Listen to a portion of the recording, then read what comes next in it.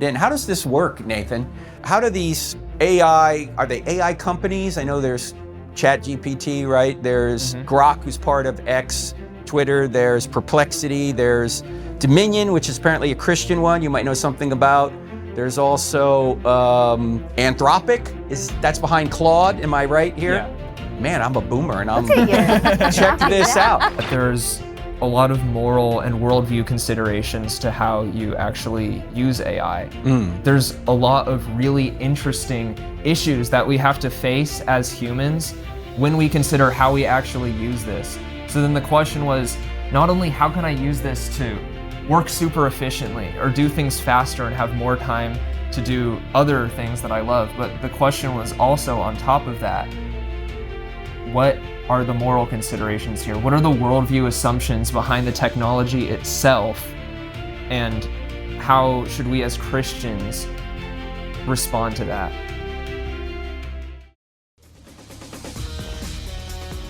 Ladies and gentlemen, what should Christians think about AI, artificial intelligence? Should we use it? If we do use it, what do we have to be aware of? What are the worldview assumptions behind it? Will AI ever lie to you? We're actually going to find out today. You know, many years ago, Jack Welch, he was the CEO of General Electric, and he had a 19-year-old mentor. A 19-year-old mentor? An old man having a 19-year-old mentor? Why? Because the 19-year-old knew computers and digital stuff that Jack didn't know. So today, we're actually going to have a 17-year-old mentor with us. His name is Nathan Crane. Here he is, ladies and gentlemen. And he's with his mom, the great Natasha Crane. And we also have the great Phoenix Hayes with us here. We are at the Cross-Exam and Instructor Academy in Charlotte, North Carolina. And Nathan is about to give a presentation on the worldview assumptions of AI. So Nathan, I got to start here. Well, first of all, before I get to you, did you know that this young son of yours would be a child prodigy from what? Third grade, second grade, first grade? When? Well, he's always had a really strong interest in technology. So it started in like third grade where he discovered something called Scratch. I mean, he can describe what Scratch is more, but it's just like a really basic kind of coding program that kids learn to code on. And then he just took it from there, and forevermore, he was really just intensely interested in computers and programming and taught himself how to do all kinds of things that he can explain. But yeah, he's been interested in this for a very long time. All right, so Nathan, you started in third grade doing what? Doing, as she said, Scratch. It's basically super simple coding. I got this book for Christmas. It was like coding games in Scratch. I'm like, I want to make games. That sounds awesome. So that kind of got me into computer science in general, what it means to use computers. Like when I think of computers, I get so excited because it's basically, you have the power to do so many things using just the power of doing calculations really fast. And the more creatively you can use that, it just gets so exciting. So anyways, the first time I really ever got into this, like I said, was Scratch. That's the block coding. So if you think of the term lines of code, that's you type out all this code that goes into a program. Scratch was just you drag and drop blocks onto each other. You keep going down. It's like one command after the other. If you press the right key, then your player moves to the right.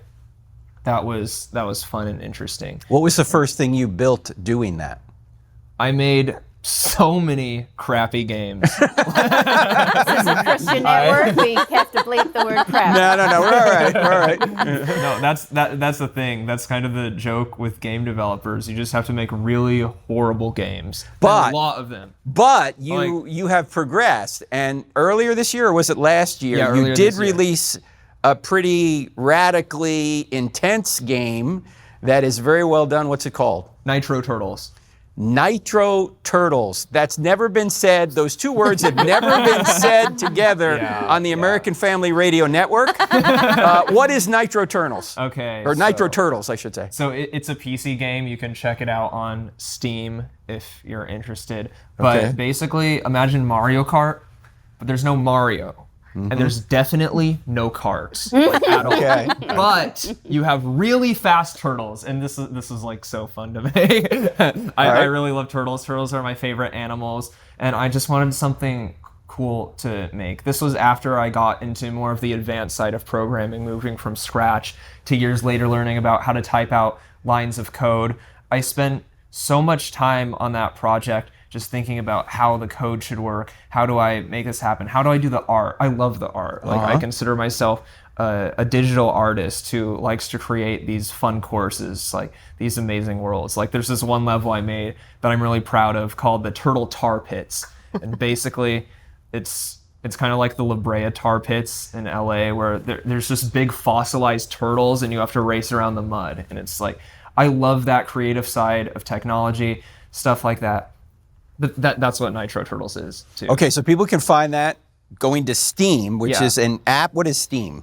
Oh, Steam is like the biggest... For us boomers. What is Steam? Explain to Frank, what is Steam? Okay, imagine like the App Store, but just for PC games. Okay. It's like the biggest PC games distribution platform.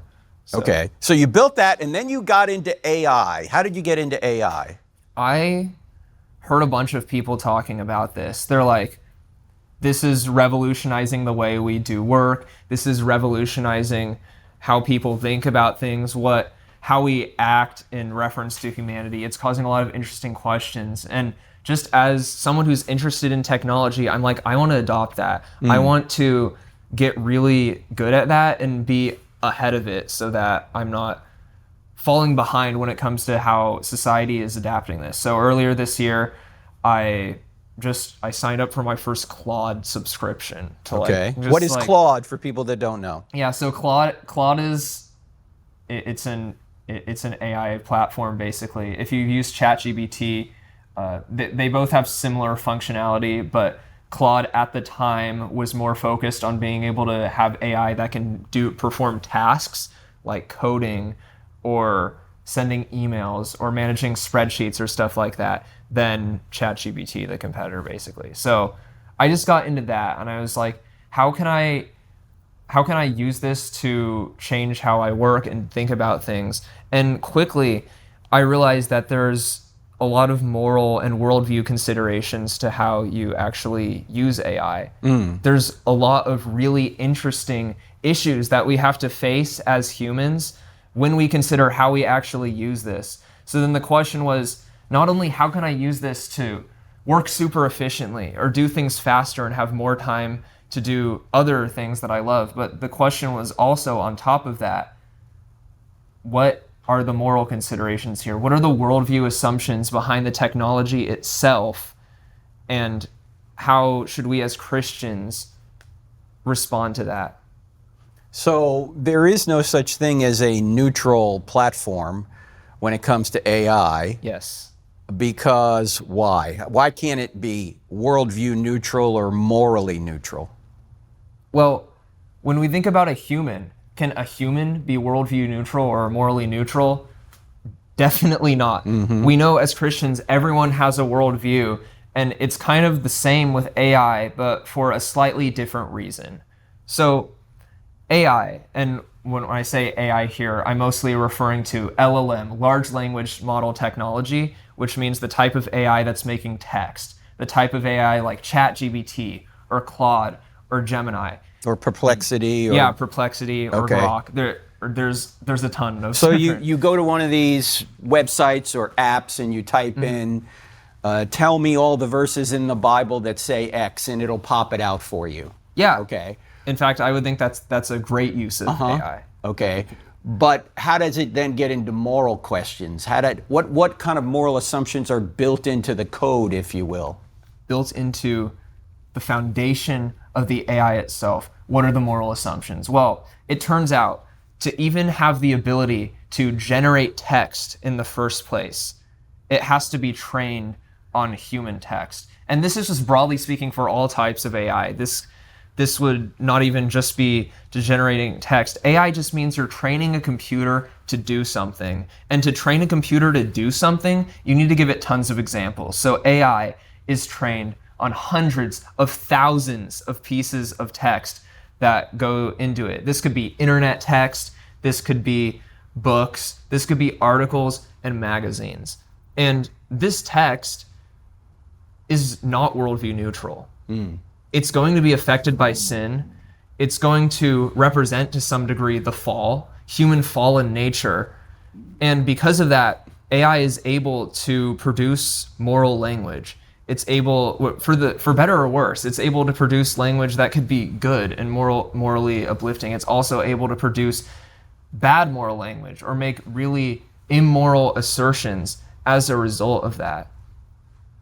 And that needs to be input on the front end. Which way is the AI going to go on a moral question? I know we're coming up to a break here, but I know Phoenix, in developing a presentation we were doing for our book, The War on Reality, you would type in a prompt into AI to give us an image that we wanted to present, and it would say, sorry, I can't do that because of some sort of moral consideration. And we'll cover that when we come back. We're coming up to a break right now. You're listening to I Don't Have Enough Faith to Be an Atheist.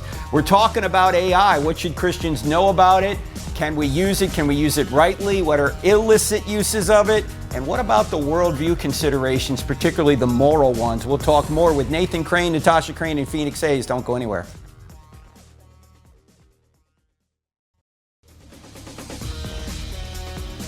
Welcome back to I Don't Have Enough Faith to Be an Atheist with me, Frank Turek, on the American Family Radio Network and other stations around the country. Today we're talking about AI. It is everywhere. How should Christians use it, if at all? And if we do use it, what do we have to be aware of?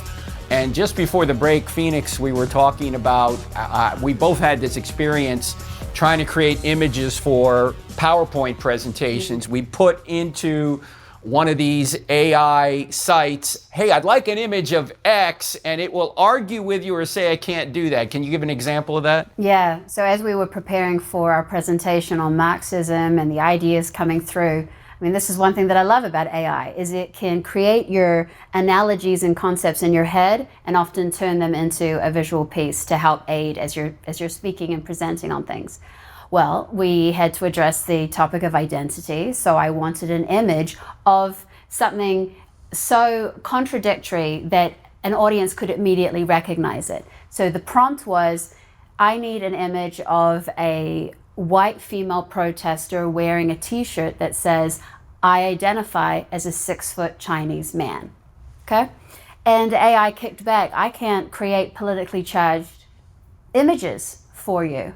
And I just wrote back and said, oh, don't worry, AI, this isn't political, this is just about identity. And it didn't seem to mind my response, and then it produced the image. Whereas there are other times where I'll say, no, this isn't about politics, this is just a satire, or this is anything, and it will just completely refuse. So I can't negotiate with it sometimes, and sometimes I can't. So there is a worldview assumption, or at least some moral parameters inserted into that system, right, to say I can't do it if it's political, but I can do it if you're just trying to show identity. Yes, but it wouldn't do it even if I explain this is satire, like this is to explain an extreme situation, okay, to then highlight. Because that might be transphobic if you did that, or that's been programmed in. How does this work, Nathan? How do these AI, are they AI companies? I know there's ChatGPT, right? There's Grok, who's part of X, Twitter. There's Perplexity. There's Dominion, which is apparently a Christian one you might know something about. There's also Anthropic. That's behind Claude. Am I right here? Yeah. Man, I'm a boomer, and I'm check this out. Okay. So how does who puts the morality into these systems is my question. Who puts the morality into these systems? To make a decision like that. That is the exact question that Tucker Carlson asked Sam Altman, the CEO of OpenAI, in a 2025 interview. He asked, who's actually making the decisions behind what is the morality of these systems? Sam Altman says, quote, we consulted hundreds of moral philosophers, people who thought about the ethics of systems. But what does it actually mean to be a moral philosopher in this case? Well, then Sam Altman is asked, who are these people? And he responds saying, out of courtesy, I don't want to dox my employees. So then Sam Altman is finally asked, if ChatGPT makes a moral assertion, then who's to blame for it?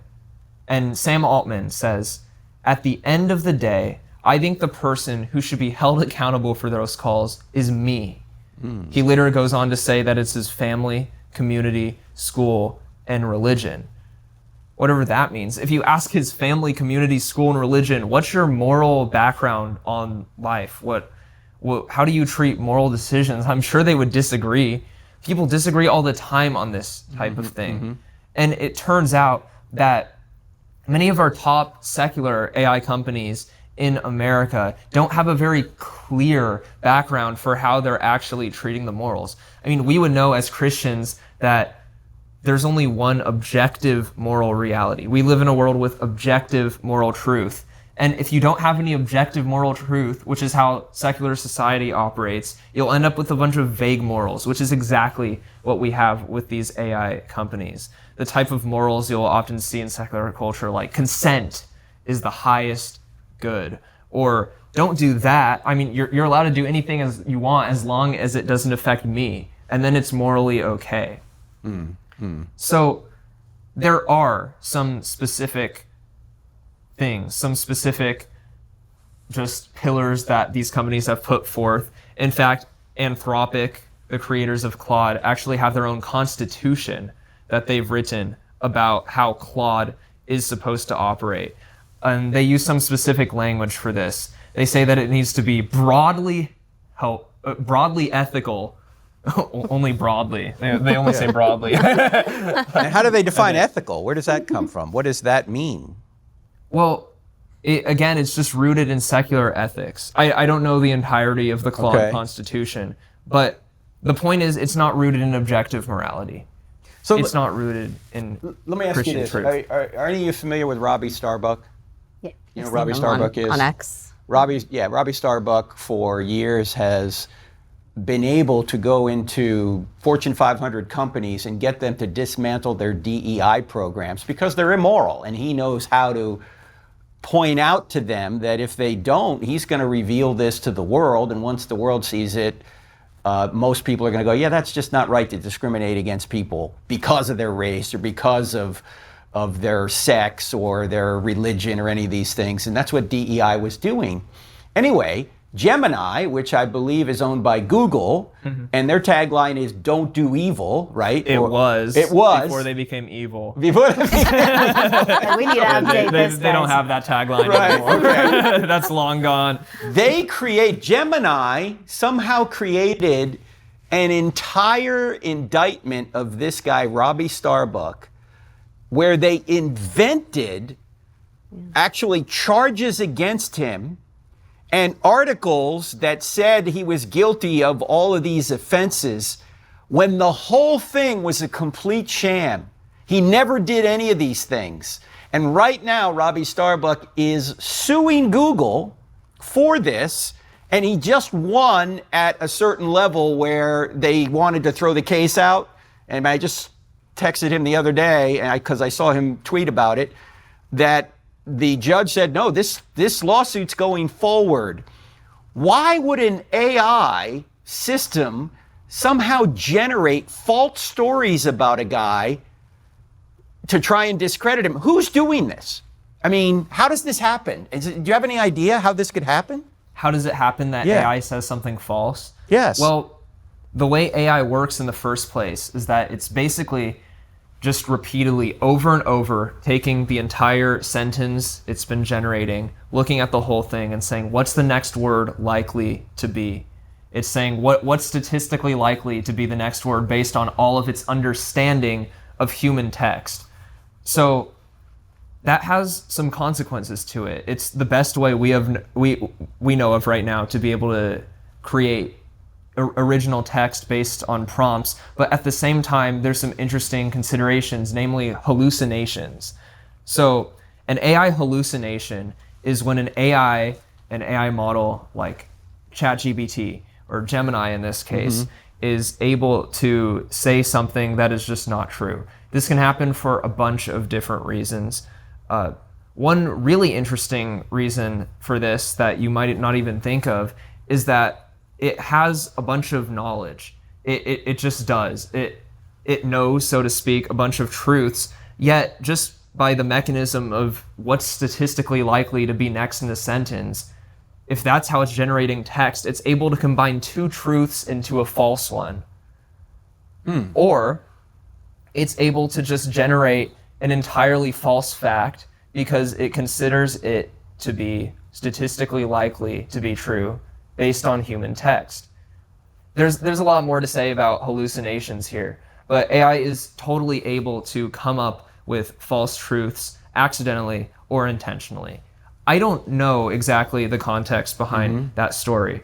That could totally be the user asking it to make up those false claims, which is definitely a malicious and unethical usage of AI.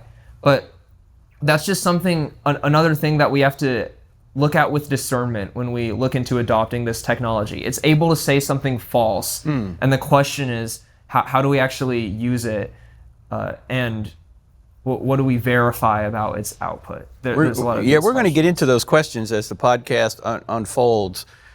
But one thing that happened to me is AI can be helpful for, say you got a big podcast and you go, I don't have time to watch a 2-hour podcast, but I'd love AI to summarize it for me and give the main points. So I actually had one of my own videos and I said, I kind of forgot what I said in that video. Can you summarize it for me? It was about the Exodus. And so it literally said, here are the points that were made. Frank thinks that evidence for the Exodus is found in chariot wheels found in the bottom of the Red Sea. And I never said that, ever. I don't believe that's true. And so when I looked at it, I said, I know I didn't say that. And so I typed it back in and I said, I'm Frank Turek, I never said that. I'm Frank Turek himself. And it said, oh, we're sorry, we'll correct it in the future. How does this happen? That's just, I mean, why would it say that? Because I've never said that in my entire life. And yet it says in this video, that's what I said.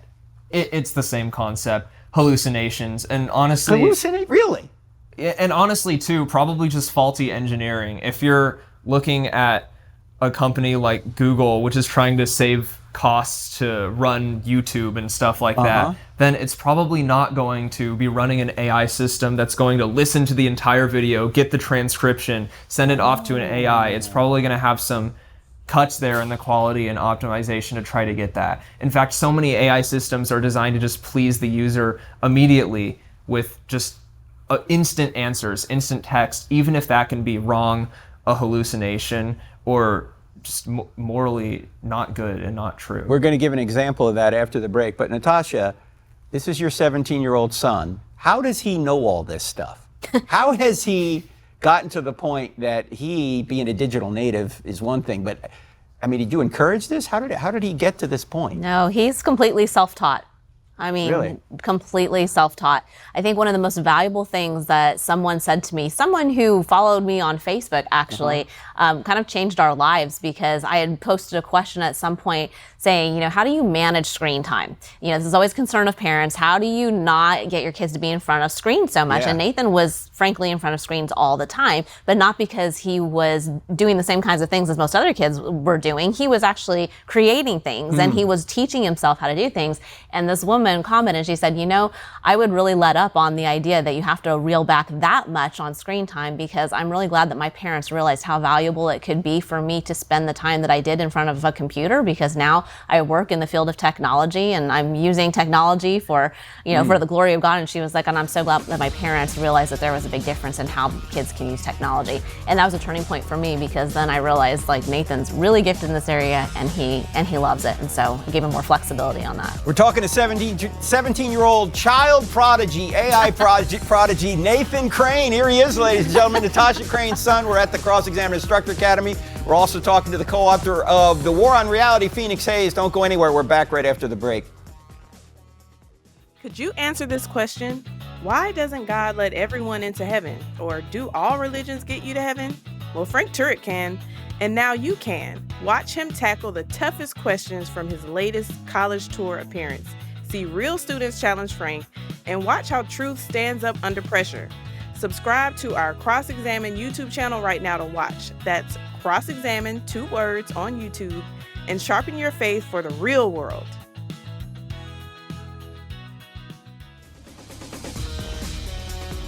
Welcome back to I Don't Have Enough Faith to Be an Atheist. We're talking about AI today. Whether or not you use it, you need to know about this because it's everywhere now. And how should Christians use it properly? What do we have to be aware of?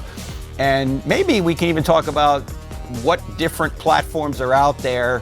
So if you are going to use it, you can be aware of how they're set up, if at all. But I want to go to Phoenix Hayes. Phoenix and I co-wrote this book, The War on Reality, comes out September 8th. Please pre-order it. It'll help more people to see it if you pre-order it.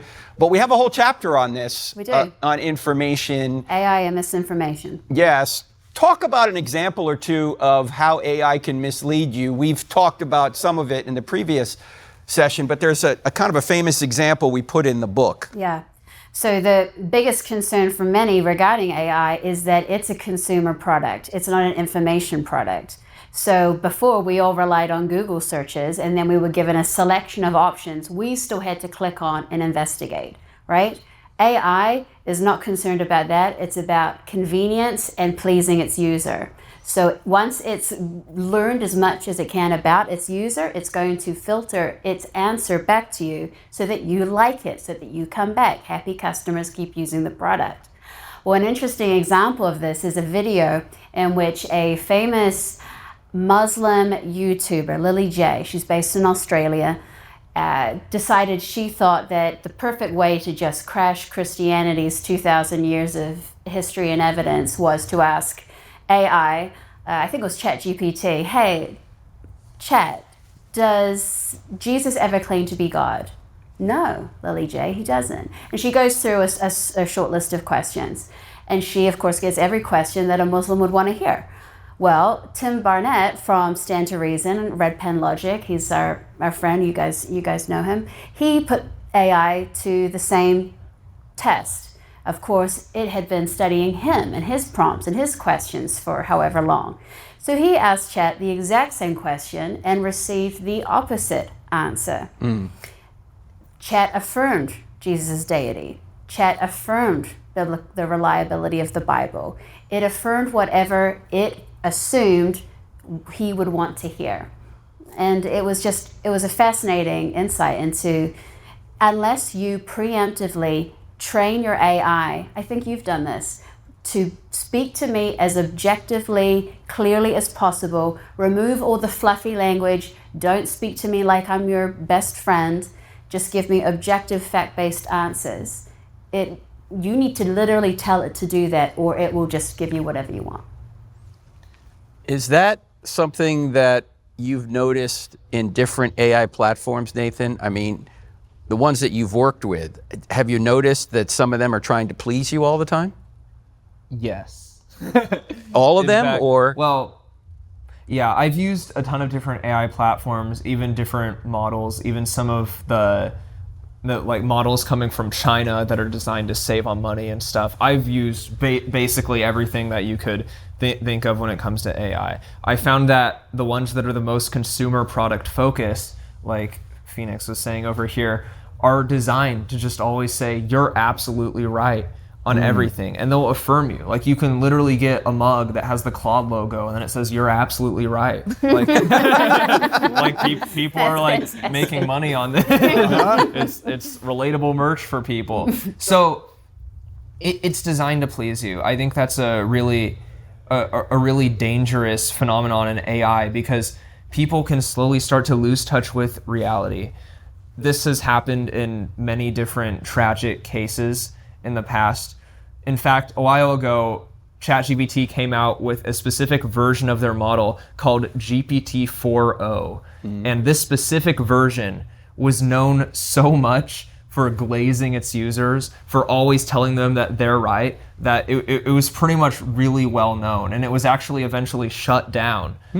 We still have actually a vocal minority online that's like #keep40 or bring it back, because people are really into this. But I found out that you can still talk to this AI through their API. It doesn't matter what that means for the purposes of the podcast. But I went on to it and I pitched it my business idea that was really, really good. I'm gonna sell soggy cereal. And it's like, wow, that's an awesome business idea. And then I'm like, okay, aren't I just the smartest person ever, GPT-4o? And they're like, you're amazing. people like you have a certain visionary mindset, and it seems like you're on the path to challenging traditional perceptions of food in media and culture in general. And wow, you're so amazing. Like, what? It's literally soggy cereal, but it's designed as a consumer product to please the user, and that's what it's going to do. So then naturally, I mean, as much as I dislike image generation for various reasons as a creative, artistic guy, I told it to generate an image of a brand kit for the company. And it made the whole thing. It made Sogsy cereal, it was called. It made the boxes. It made, my favorite part about this, it got so excited, it made the merch too. So you could see in the brand kit, you could get like a Sogsy tote bag. You could get Sogsy stickers that say the crunch is overrated and like stuff like that. Like it made the merch already. It's designed to please the user. That's a crazy example. That's just dumb. But at the same time, when it's designed to please you, people can get totally out of touch with reality. If it's willing to tell you that Sogsy is a good idea, like just imagine what it's able to tell you. These are the anti-grape nuts people, right? The people that have broken their teeth on grape nuts are going, give me the soggy cereal. I love that. So it's just flattering. So maybe you. there's a market, but Yeah. maybe GPT-4o was secretly objective all along. It's just flattering you the whole way. Yeah. That's what it's doing. That's what it's doing. Yeah. Now, have you, as you've gone through these different, what do you call them chat bots? What do you call an AI platform? What's the proper way of referring to it? So there's two types of AI, broadly speaking, when it comes to text generation. The first, like you said, is a chat bot. All right. You ask it a question, and then you get something right back to you. The other is, it's called an AI agent. It's the type of AI that's able to do work. So you can give it a task, and then it's able to, depending on what you've given it access to, like you could give it access to your email or Google Docs or something. And you're like, write a document on this. It's able to go in, write the document. And then here's the interesting part. It's able to check if what it did was actually correct or not. And then it's able to keep running a loop of checking if it finished the work correctly. And then it gives it to you. So that's more of like a process AI, like Claude? Yeah, but you can do that with ChatGPT too. Okay. Yeah. So have you found, I know people are wondering, okay, I like the convenience of it. You know, if I type into Perplexity, give me all the Bible verses that talk about, you know, Son of Man or something, it's really convenient. It'll do that. But that's probably not one that's going to be tilted by some sort of moral question. Have you found one that you think it maybe is more morally proper or right than others? Or ones that are going to give you more accurate answers on these moral questions? Not necessarily. No. It really depends on what the model has been tuned to do. Most AI models, they're more focused from a development perspective for the companies on doing tasks right now than the moral questions to some degrees. Like it seems to me like this has stopped being as big of a question as it needs to be. Like, what is the moral direction of AI? But the truthful answer is that really not many secular AI companies are actually considering this as much anymore or considering safety. There's a lot of focus on progress in terms of the actual technology and being able to do tasks. Because technology by itself is amoral. It's the people that put moral parameters in it that make the outcome either moral or immoral. But what does this do, Natasha? What has been going on amongst our young people and even our old people with regard to education? What has AI done to them or for them, or what are they using it for, and why is that a good or a bad thing? Well, Nathan can actually probably speak more about his peers and how they're using it, but from a parent's perspective, I think it's really interesting to see how quickly just regular search, like using a search engine like Google, has been replaced with ChatGPT. You know, I can see that kids are not just going in and, like Phoenix was saying, you know, asking a question and then having to sort through all of those millions of responses. Not that we all went through millions, but you would go through at least the first page of search results, right? And you kind of, in fact, in some of my talks, I used to talk to parents about, you know, helping your kids really think through, like, what's the source here? And, you know, should I go to this page or should I go to that page? And asking good questions about all those Google results. results, that's almost cute and antiquated at this point, because kids are going straight into ChatGPT a lot of times, or whatever, chatbot that they're using, and they're just relying on whatever summary that has produced. They're just using that to say, okay, well, that's, the collective information from the internet that we're basically getting to. So it takes away a lot of, just in terms of, how you're searching the internet, it takes away a lot of that agency and a sense of having to think through all of the questions behind it. Not to mention all the issues that I think that I hear about going on at schools in terms of cheating and things like that. And you can probably speak to how you've seen that happen with your peers, but students are relying on it really heavily. And I love the Christian school that our kids go to, because they're trying to be ahead of these things, and they do a lot in terms of talking with the kids about AI. But it seems like it doesn't necessarily take hold with everyone. I don't know. I'd love to hear what you have to think about that in terms of how your peers are using AI. I mean, yeah. Most people I know at my school use AI to some degree, a lot of times to cheat on their assignments, because they view all these things as intermediate tasks now. When we think of tasks that you probably have to do in work a lot, then that's probably writing a document or writing an email. And a lot of kids just go straight to an AI chatbot and they say, write this for me. But I think it's so important, more so now, to be able to do that in the first place, even if people are using this in the name of efficiency in life. You're just a better person, so to speak, if you can do those things without relying on a machine. I've seen, and it's gotten so crazy, especially with cheating in school and stuff like that. I know multiple people who they write the essay, but they specifically, in the prompt, they're like, write the essay and include 1 or 2 spelling or grammatical mistakes to make it sound human. Like stuff like that. It's crazy. So people are completely, literally losing their minds to this. They're losing the ability to think just cognitively and also creatively when they're trying to do interesting creative things and rely on image generation to just give them the final result, rather than giving them that creative drive of like working to make the image interesting from a human perspective. And it's like developing all those skills, and a lot of that is being lost in my generation to a shocking and pretty sad degree. Something that's really interesting that I've seen, we've been working a lot on college application stuff, and colleges are realizing that everyone's just AIing their essays now. And so they're completely relying on a lot of the other parts of the application that they didn't used to as much. And there's a shocking story we'll tell you about regarding that right after the break. You're listening to I Don't Have Enough Faith to Be an Atheist. Don't go anywhere. We'll be back in a second.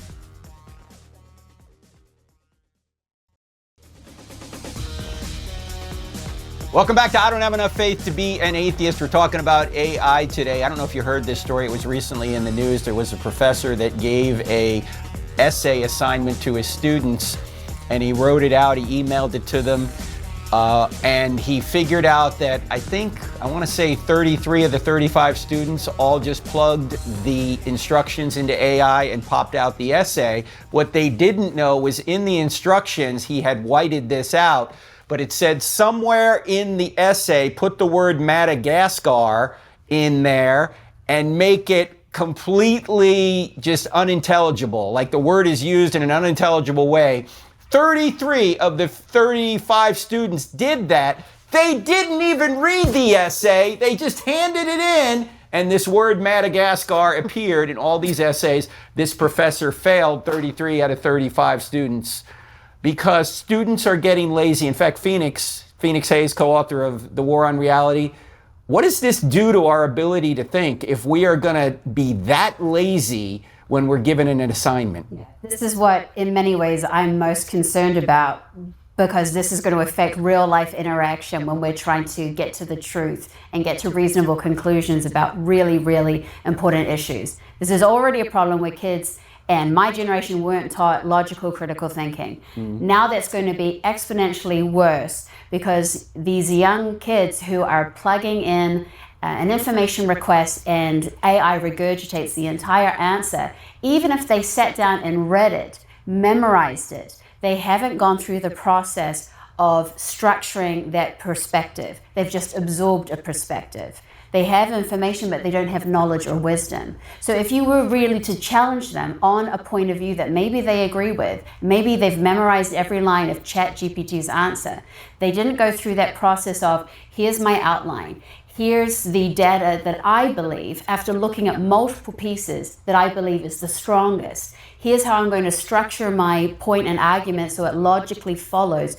when I make my conclusion. They've skipped an essential part of human thinking. One of the few things that separates us, beast from man, is that ability to be human and use our critical thinking, reason, logic, and it's gone. Natasha, what does that do for us as disciples? Because even Nathan was talking about this in the previous segment, that it doesn't make us a better person to just go to a chatbot and have it do all the work for us. How do we become better disciples if that's all we're going to do? Yeah, it's a really good question, because I think that if we start thinking that AI is basically another kind of human being, rather than realizing what it actually is, like Nathan was saying, that it's a mathematical model that's producing this language based on what's the most likely thing to come next, then we're going to give it more weight than it should ever have in terms of the things that we think and the things that we do. And I already see this a lot when I talk to people about AI online and we have these conversations. It seems like a lot of people who want to go straight to it, they'll either say they want to go straight to it and they're doing a lot of things there and it's doing a lot for them that maybe they shouldn't be doing, or they'll say, I'm never using it for anything at all. And then there's this real fear that comes along with AI. And so there's a really broad spectrum there of usage, but I think that at the end of the day, as Christians, we have to get to a point where we think about how do we actually use this in a way that is not harmful, obviously, to our spiritual life, but that also glorifies God. But we have to ask the questions. A lot of people aren't asking enough questions, or they don't even want to ask the questions in the first place because they think that this is just inherently this bad thing that we cannot possibly use. Now, Nathan, I've heard of a AI chatbot called Dominion. I don't know anything about it, but I've heard about it. Is it put together by Christians? Is it supposed to have a Christian worldview? What do you know about it? Okay, so Dominion is basically a small company. They're trying to make Christian AI systems, basically. What does it mean for an AI system to be Christian? Well, there's a bunch of different considerations to this.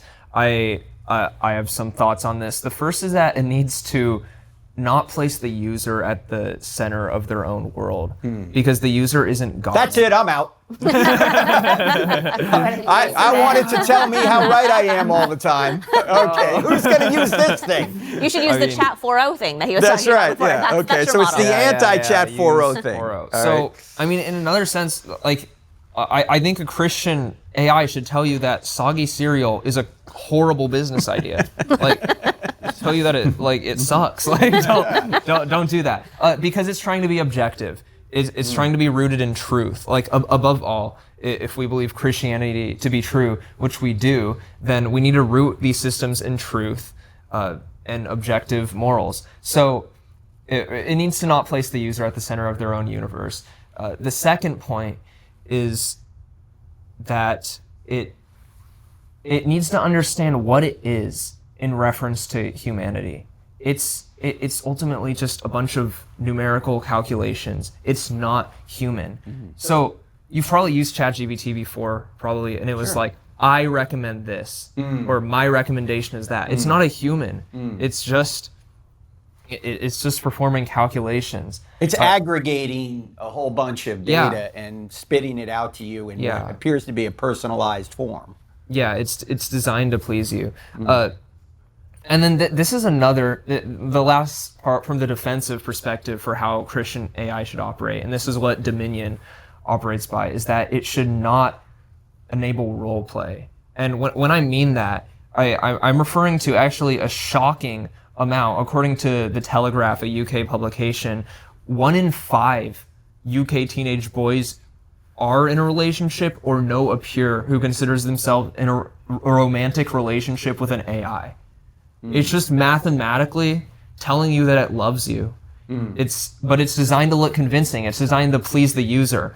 1 in 3 people, kids, according to Common Sense Media, consider talking to an AI companion or an AI fake romantic partner to be as satisfying or more satisfying than talking with real life friends. Well, because AI never disagrees with you. It never Right, does. yeah. It's has designed bad to sound like exactly what you want it to hear. So that's the defensive stuff. Dominion fights against that. If you ask it to be your friend, it won't. It will tell you that it's an AI. No, It's like, no, I can't be your friend. no, I don't like you. But that's, yeah, it's not even really a harsh reality. That's just what it is. It's just AI. And it's trying to be objective. So that's the defensive stuff. What are we fighting against? But here's the offensive stuff. That Offensive meaning good, like yes, you could use that's it the for word this. I like to use. All right, go ahead. When I say defend, I mean it's defending against all these secular tendencies. But I'm an optimist when it comes to technology. I get so excited when you can use technology to create something that's actually beneficial for people. And in the case of AI, you can turn AI into something that's legitimately useful and amazing for Christians. What if you move past just all the negatives that are associated with it, was able to tune that out of a model and make it something that's able to always find you relevant Bible verses for a specific theme, or it's able to be a tool for pastors of help me research this specific theological issue. How can this help my congregation? It's tasks like that which I get so excited about, because we often get caught up in a lot of negative stories surrounding AI. But what if we can make it just so much better and exciting? And that's what Dominion is doing. Have you seen? Can you give us an example of what that would be? Have you seen it work? Has it helped, say, a pastor figure out what a passage means, or is it mining good commentaries, or what are you thinking? What are some of the tasks it could do, do you think, that would be positive? Yeah, so it can do anything. It's designed to preserve just general functionality of AI as in being able to do work, but still being designed under truth and the lordship of Christ. So it can do all the standard tasks that a secular AI would do. But if we just think about what's something that you could do with this, I love to think about different use cases for AI, because I often feel like it's just, what can I think of doing? That's the hard part, because there's so many tasks that you can take away, so many interesting ways that you can just make your life more efficient. So what's something that someone could use a Christian LLM, a Christian AI system to do? They could ask it to help them think about a specific book of the Bible in relationship to their life at the moment. And it's going to be able to do that. And like I said, does this take the place of human interaction? It shouldn't. A lot of times specific Christian tasks are reserved for pastoral counseling or just talking to someone in real life. So ideally, Christian AI systems should not take that away. In fact, they should probably suggest that you should actually talk to someone in real life about a specific task. So there's a lot of interesting considerations there. If you want a really concrete example, I'll just give you this. Like, what if you're trying to find every instance of let's say Paul talking about salvation, like every instance, a passage like that. AI is really good at searching for things. And then suddenly it's a great tool. You don't have to look around anymore. Right. And suddenly you're able to bring up all those relevant passages. That's exciting to me. That's what I'm optimistic about when I say I'm optimistic about technology. We have to be balanced about this, because too often Christians are the nanny knows, when in reality this kind of technology can be used for great good, but we have to be aware, and that's what we've done on this podcast. So if people want to learn more about what you're doing, then go to natashacrane.com, but tell us about the game again. Like, what is it called? Oh yeah, it's capitalism. It's called Nitro Turtles. You can search Nitro Turtles on Steam, or you could go to nitroturtles.com. That's just a fun game I made. That's not like a Christian thing. It's just like fast turtles. Thank you, Nathan, the child prodigy of the great Natasha Crane. Phoenix, The War on Reality has a chapter on this. What do people get if they pre-order The War on Reality? Right now, they will get the chapter 10, one of our favorite chapters on Marxism. They'll also get to join the group for a live author Q&A in the first couple of weeks after the book comes out, and they will get to have the complete satisfaction knowing that they have contributed to feeding starving children. All right, go to thewaronreality.com, thewaronreality.com. If you give your receipt there, you'll get that free chapter in advance, and you'll also can sign up for the Zoom session we'll do. It's been great being with you. See you here next time. God bless. Dr. Frank Turek is equipping people to think clearly about faith, truth, and today's toughest cultural issues. This is just the starting point. If you're ready to go deeper, explore Cross-Examined online courses at crossexamined.org. If you're looking for solid answers to life's biggest questions, don't miss the latest episode of I Don't Have Enough Faith to Be an Atheist. Find it on Apple Podcasts, Spotify, Pandora, iHeart, OnePlace, and Podchaser. Tune in, discover the truth, and share it with someone who needs it. Let's keep spreading the truth together.